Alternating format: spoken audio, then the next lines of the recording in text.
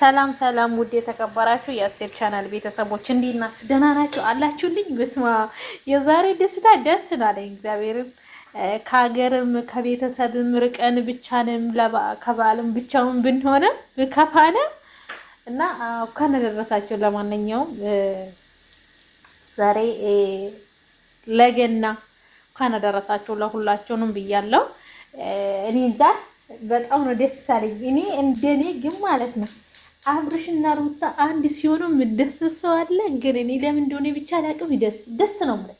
እኔ ባለፈው አንድ ሆኖ ብዬ ስጠብቃቸው የሆነ ነገር ደግሞ ተከሰተ። ከዛን ደግሞ በቃ ደበረኝ። ቪዲዮ ራሱ መስራት እንዴት እንደሚያስጠላኝ እንዴት እንደምደብረኝ ግን አሁን ልክ ሲያየው እንዴት ደስ እንዳለኝ እኔ በቃ የሌለ ነው።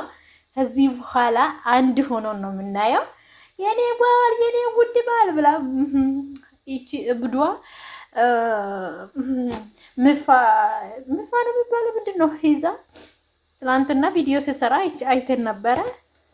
እንግዲህ ዛሬስ ምን ይውጥሽ? ምንድን ነው የሚወጣሽ?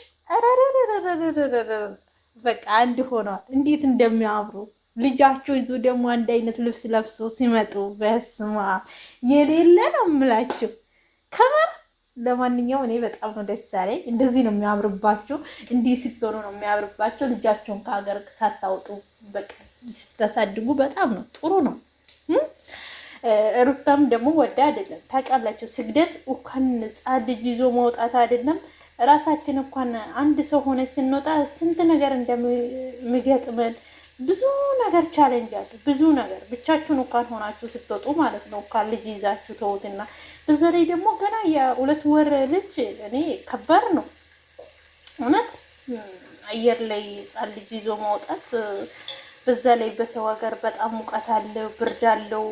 ሌላ ሀገር ብርድ ነው፣ ሌላ ሀገር ደግሞ ሙቀት ነው። የተለያየ ነው፣ እንደኛ ሀገር አይደለም እና ይከብዳል። ስለዚህ ይሄ ልጅ መጥቶ እዚህ ጋር ቢታሙ የሆነ ነገር ቢሆነው ጸጸቱን አትችሉም። እና እንደዚህ ደግሞ አንድ ስትሆኑ በስማ ደስ ይላል። እኔ ትላንትና ቪዲዮን አይቼ ነው በጣም ነው ደስ ያለኝ። ሁለተኛ ነገር ደግሞ የዛሬ ደግሞ የተለቀቀ ነገር ሲያዩ በጣም ነው ደስ ያለኝ። ማታ ስለምለቀቅ ራሱ እኔ እንጃ ጨነቀኝ። ግን እንጃ በቃ ስማ እኔ በጣም ነው ደስ የሚለኝ። አንድ ላይ ሳያቸው ለምን ደስ እንደሚለኝ አላውቅም። ከመጀመሪያው ስለሚከታተላቸው ይሁን አላውቅም፣ ብቻ በጣም ነው ደስ ያለኝ። ብቻ አላውቅም። መልካም በዓል ቢከፋንም የማዳም ቅመሞች የኔ ውዶች ቢከፋቸውም አይዟችሁ። ክርስቲያን እንግዲህ ምንም አይደለም ያልፋል። አንድ ቀን ደግሞ ሀገራችን ሄደን የምናሳልፈው ቀን ትመጣለች። ሰው ሀገር ማለት የሰው ቤት ነውና የሰው ሀገር ነውና እንደዚህ እንደሰራን አንቀርም። አንድ ቀን ደግሞ መውጣትም አለ። ስለዚህ እግዚአብሔር አቀል። ለማንኛውም ሁላችሁም ለሀገራችሁ በሰላም ያብቃችሁ።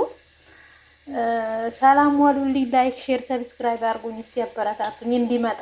አሁን ሩታና አብርሽ መጥተዋል። ልምጣ እኔም